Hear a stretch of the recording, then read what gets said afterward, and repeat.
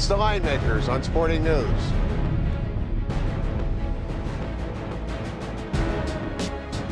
Game 6 of the Eastern Conference Finals. Heat with a 3-2 lead. Come into Game 6 on the road. 2-point favorite, total 182. Welcome to the Linemakers on Sporting News. I'm Micah Roberts with Rick Herron here at the South Point Racing Sportsbook. LeBron James, what more can you say? The rest of his team didn't really perform great outside of Haslam, but he put the team on his shoulders and willed them to Game 5 win. Yeah, Mike, a lot of people are saying it. The LeBron of the Cleveland days is pretty much what it turned into. The third quarter was the game, 90-79 Heat, but it was 44-40 Pacers at the half, and the Heat outscored them 30-13 in the third quarter. LeBron outscored the Pacers 16-13 in the third quarter. He had 16 points, 4 rebounds, and 4 assists in the third quarter. And go back to the first half, it looked like the Pacers were going to continue to do the things they had done in the first, at least 3 of the 4 games in the series, and the Heat quickly put it LeBron, because I really haven't seen, we talk about the big 3, but it's actually the big 1 and 2 halves when you're talking about Chris Bosh and Dwayne Wade. LeBron, I mean, all I could think about was Michael Jordan, the same type of just powerful performance. He did it last year in the same series, only a round earlier with the Pacers when they were down 2-1, and then they came back and won 3 straight. LeBron took it on his shoulders. The Pacers are right in the game. They got nothing from their backcourt. George Hill and Lance Stevenson, 5 points combined on 2 out of 11 shooting. They did have 6 turnovers. The Pacers had 17 turnovers, which is their Achilles heel, is when they turn it over a bunch, that's when they're not as effective. But, you look at LeBron, 30 points, 8 rebounds, 6 assists. Haslam, 8 out of 9 again for the second time in the series, 16 points this time. 5 for 5 in the third quarter. All corner jumpers. They weren't layups. And Birdman even made a jumper, and he's 18 for 18. But, Micah, let me ask you, is there a concern not so much in closing out this series, because when teams are tied 2-2, whoever wins Game 5 goes on to win the series 83% of the time. We're talking about the Heat. They haven't lost back-to-back games since the beginning of January. The Pacers would have to win back-to-back games to win this series right now. So I'm not liking their chances of winning back-to-back games. But moving forward, is it a concern with Wade? Wade had 10. Bosh had 7. They're getting no production from Battier.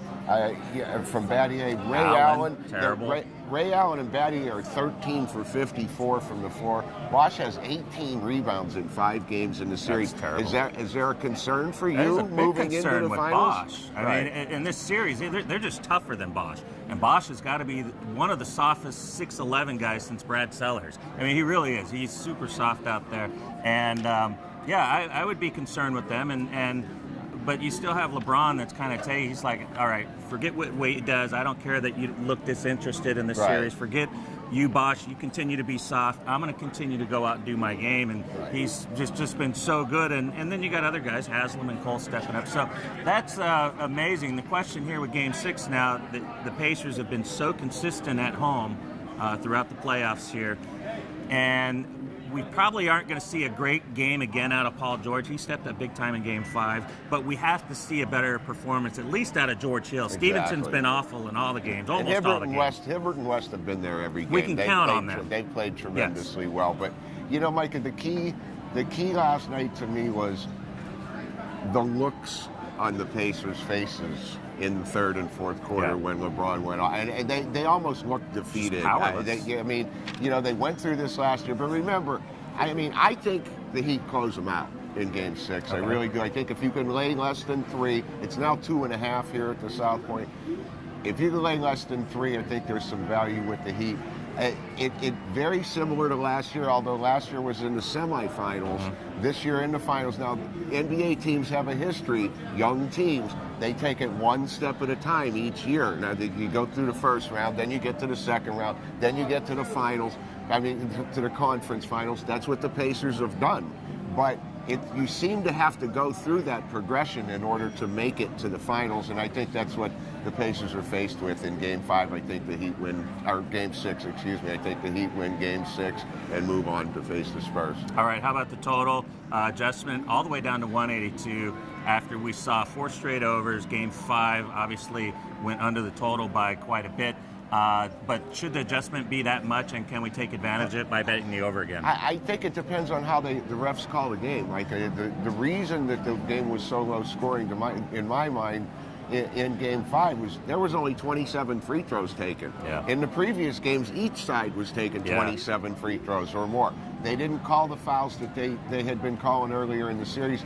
It's a big, huge game. Crowd's going to be into it. I think there'll be more foul calls. I think it's a big adjustment, down 3 points on the total. Over's still 4 in 1 out of the 5 games. I still have to like it over. All right, so over on the small side, larger side, Heat go on, win the game, win by 3 or more. That's your plays, right? And we set up the Heat and Spurs. It'll be a great finals. All right, thanks for watching.